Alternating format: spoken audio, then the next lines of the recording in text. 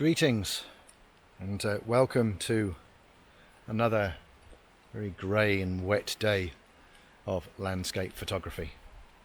I actually had no intention of creating a video today, but come across a situation that most landscape photographers don't necessarily encounter, but just want to share it with you because I think it's something that landscape photographers ought to have in their arsenal, things that they should think about when in certain situations. And the topic in question is using long lenses in the landscape. That's what I want to explore. So when I say long lens, I mean anything with a zoom factor of 200 plus, which for landscape photography is actually quite unusual. I think it's relatively acceptable or relatively accepted that in most circumstances landscape photographers tend to use the wider focal lengths, so 24mm or 50mm, etc., whereas anything sort of 200 plus zooming into the landscape is pretty unusual, or at least it's unusual to talk about it. So the view that I showed you right at the very beginning before I did this intro was of a quarry. The quarry is called Dalt Quarry. It's just on the edge of Grange in the Lake District National Park.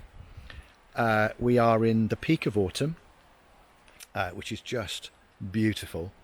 But the peak of autumn is also, it can be a bit frustrating because there's just so much colour all around, and there is this temptation, isn't there, to just try and capture as much colour as you possibly can. But I think if you try and do that, you then end up with images that are just full of colour but without any real purpose.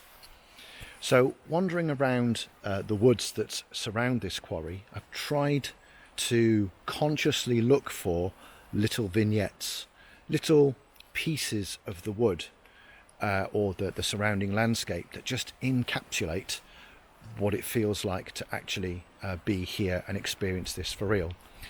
And that's why I've been drawn to the edge of this quarry, just to demonstrate to you that I am on the edge, and it is a little bit precarious, so forgive me whilst I try and be careful. I'm just going to flip the camera around. So hopefully you can see, so there's my bag. I've got my glasses on actually, which I really ought to do to make sure that you can see what I can see. But I am right on the edge of the quarry. Sorry while I put my glasses on. Where's my camera? There's my camera, that's better. Works when I've got my glasses on. So there's my camera, and I really am right on the edge. There's the edge of the quarry just there, and there's my tripod leg. Now I would like to make it absolutely clear I am being very safe. I'm not taking any stupid risks, I'm not acting irresponsibly by doing this. So I'm just trying to put my glasses away, turn the camera around again so you can see me. Hello. Right, so I've got a wee tree down there in the quarry. Behind the tree there are, I think they're mineral streaks of where minerals are starting to come out of the rock, and they're making these lovely vertical lines in the rock that complements the lines in the little tree. And then I've got a blush of autumn colour which is just set off against the black rock. Now let me spin the camera around one more time.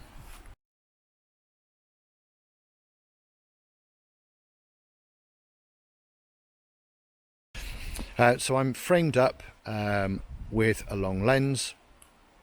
I've got the tree just emerging from the bottom of the frame and then going up at an angle, and then I'm just framing up these vertical streaks. I'm deliberately selecting a wide aperture, so on this lens it's 4.5.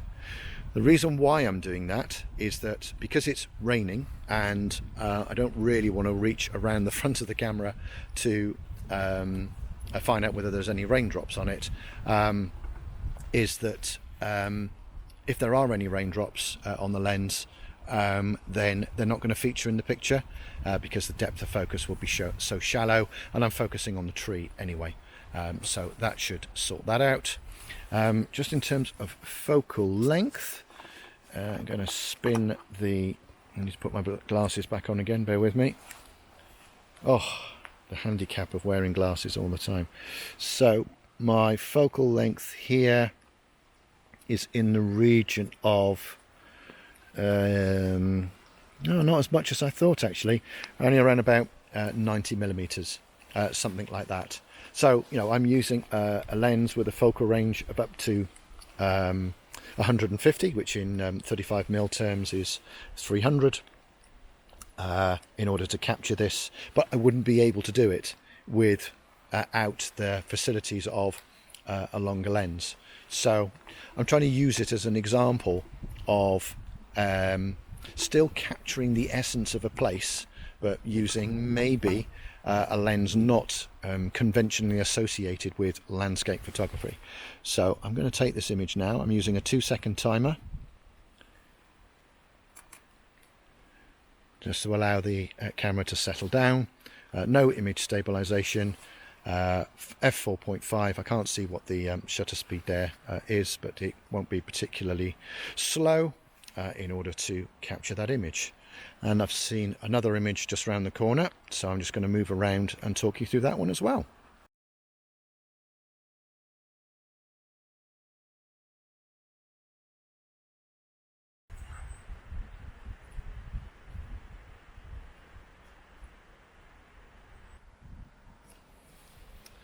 Okay, so a slightly less precarious vantage point this time.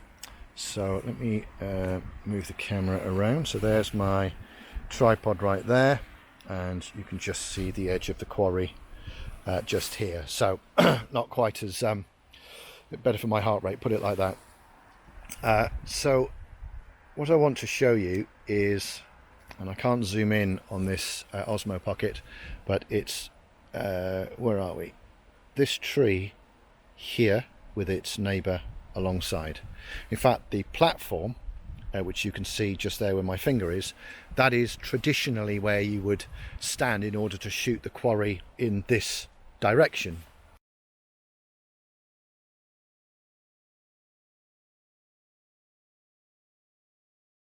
And I've actually been there in the last, I don't know, 20 minutes, 15 minutes or so. So I walked straight past this tree. I didn't even know it was there. But from up here, it's just so blindingly obvious. And it's singing out from the background. It just looks beautiful. So I've framed up a composition already.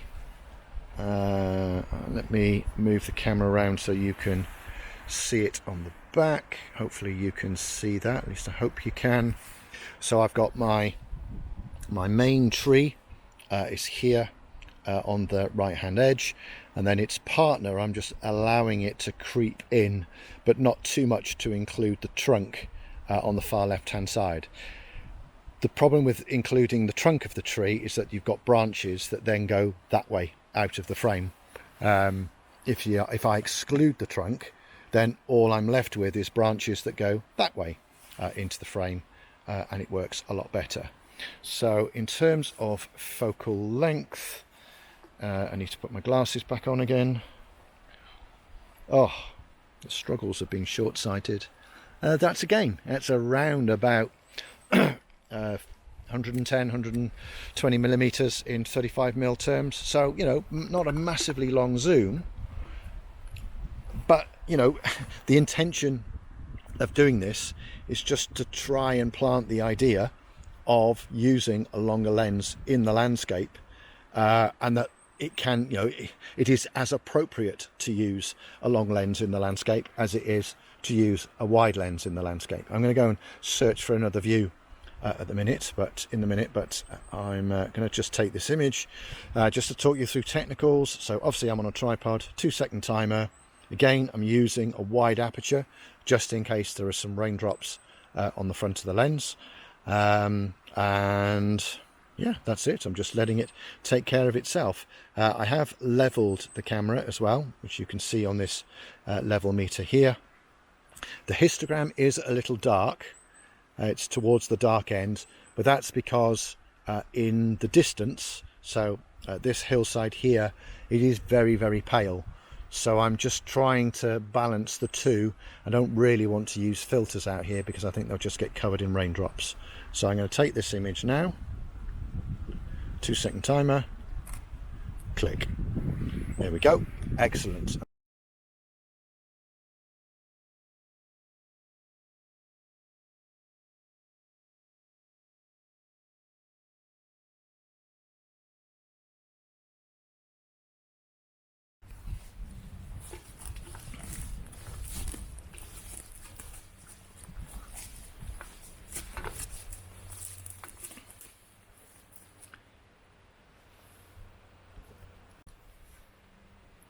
So it's taken me a little bit of time to find this scene. I've wandered away from the quarry, well away from the edge now. You'll be very, very pleased to know. But I found some birch trees, which of course have white trunks, and white trunks against autumn colour is always a draw. Well, at least it's always a draw for me. But it's quite a messy scene. And if I just re-show it to you on the back of the camera, I'm just going to spin this one round like so. You can see that there's an awful lot going on in that frame. So I will take a straight conventional frame, exactly the same technique as before, wide aperture, 2-second timer, and just let the camera do its stuff. Focal length now is, I can't read the thing because it's right on the very top, but we're now sort of in the 130, 140 millimeter range, so we're actually zoomed quite well in. But the straight scene, that scene, I didn't quite grab the atmosphere that I can see in front of me right now. Now, I have talked a few times about, using intentional camera movement to soften an image. I just actually realized I think I've got water all over. There we go, that's probably a little bit better. So what I'm going to do is I'm going to do this image using some intentional camera movement. So let me just put the conventional image on the screen for a moment. There's your conventional image. Okay, go back to the camera view. I'm going to lift the scene up as far as I dare, sort of about, how far, about there, something like that.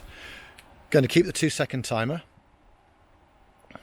This time the aperture is now f10 because that's then giving me a shutter speed of around about half a second roughly, and then I will fire the shutter. And whilst the shutter's open, I'm moving the camera down, and it creates that kind of effect. So you still get the tree trunks, you still understand that it's a wood, but now it's a blurry wood.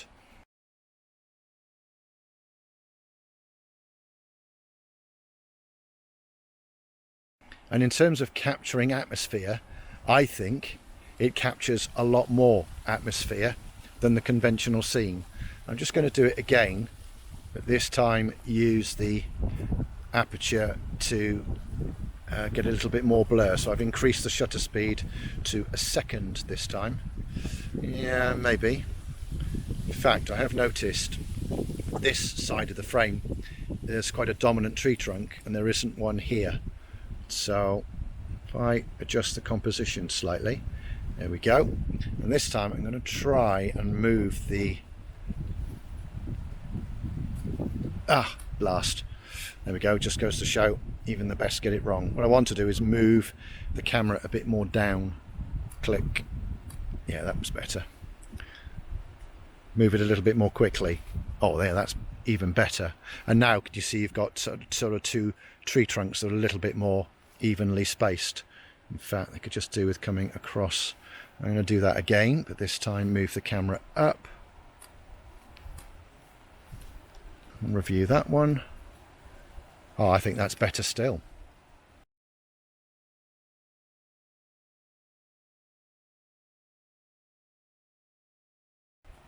It's just about creating an impression of what's there. Let's have a look. Yeah, that's nice. Now in software, any colour that's there you can really enhance and bring up to make it a little bit more obvious, because there's a swathe of brown along the bottom, and there's also some colour up here at the top.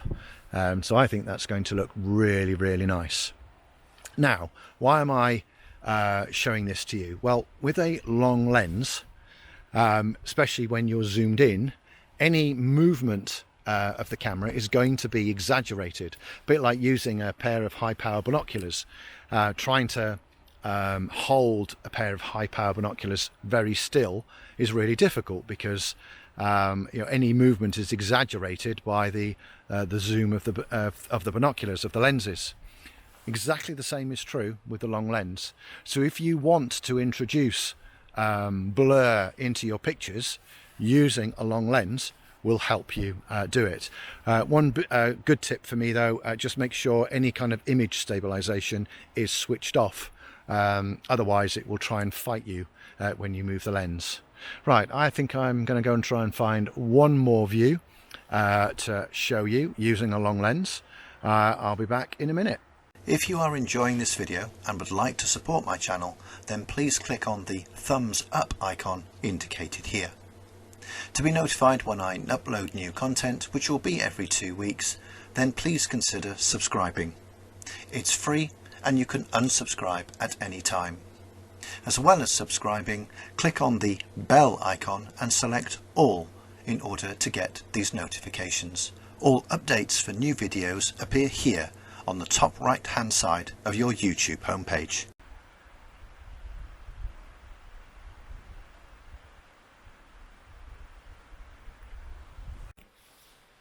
Right, so this is my final example.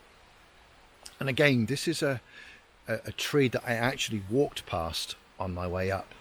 And the attraction of this tree is the fact that it's not in its full autumn splendour. It's the edges of it are just turning, so I've got a mixture of gold and green. Also, because it's been raining, the trunk of the tree is completely black. It's soaking wet, and that makes it stand out. It acts as a line to lead my viewer through the scene.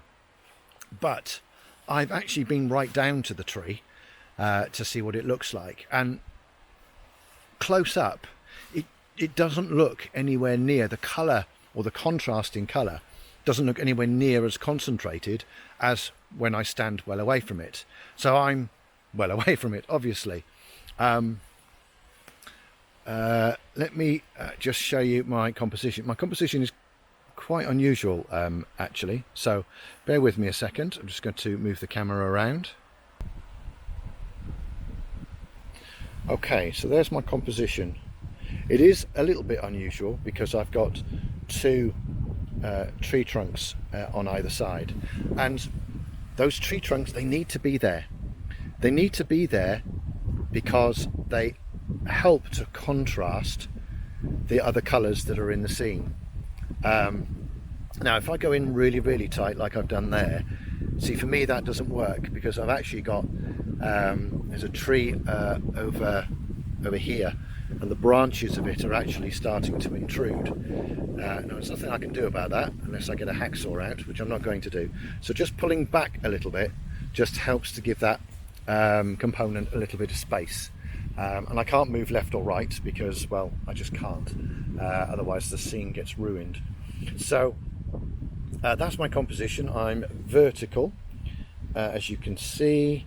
I'm not quite level, so let's just level it up a little bit. There we go. Oh, I don't need f16 anymore, do I? So let's pull that right the way back to f40, 5.4. Again, just in case I've got any raindrops. My point of focus is going to be down the bottom of the tree somewhere where there's a little bit of light, so at least the camera can actually focus. And I'm just pulling the exposure back a little bit, just to control any glare. Yeah, only by a third of a stop. Okay, I think that's my scene. Again, 2-second timer. In fact, now I've done that, the camera's level, okay, but this tree trunk here leans in, and that one leans out. So I'm actually going to level it up based on the tree trunks. Yeah, that looks better. Right, okay. Take the image. And I'm just going to replay it. Yeah, that looks okay. Have a quick look at the histogram. Yeah, got plenty of latitude in that histogram. Yeah, I like that. I like that quite a lot. Yeah, very successful.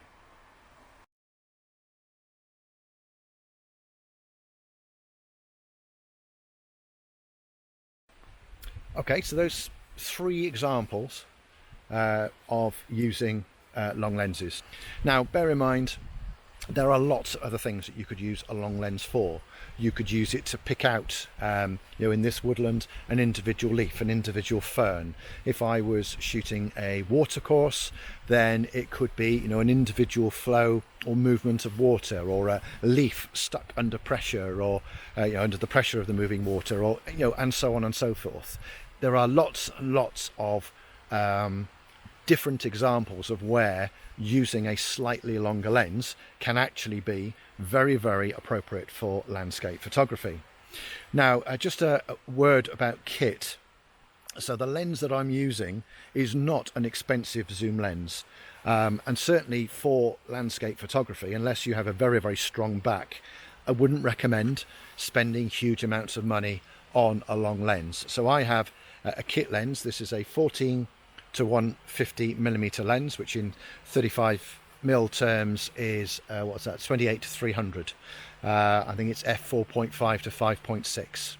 It's a small lens, doesn't weigh very much, but for those small occasional opportunities when a longer lens, I'm concentrating on putting the lens back on the camera, when a longer lens it just gives you that little bit more opportunity, little bit more scope. It's worth having something small, neat and tidy in my kit bag. It weighs nothing. If I had the big professional 150 millimeter lens, that's going to be 3 or 4 times the weight, and there's no way I'm going to go romping around the landscape with something that heavy permanently in my bag. So the point I'm trying to make is you don't have to spend hundreds and hundreds of pounds on an expensive zoom lens in order to be able to use one for landscape photography. Obviously make sure that it's a reasonable quality, otherwise you're going to get home and you're going to be disappointed with the results. But you don't have to spend thousands of pounds to get decent results. Do your research, and as I've said many times, buy once. That's it for today. Thank you very much for watching. Please keep exploring with your camera, and please stay safe. Take care till the next one. Bye for now.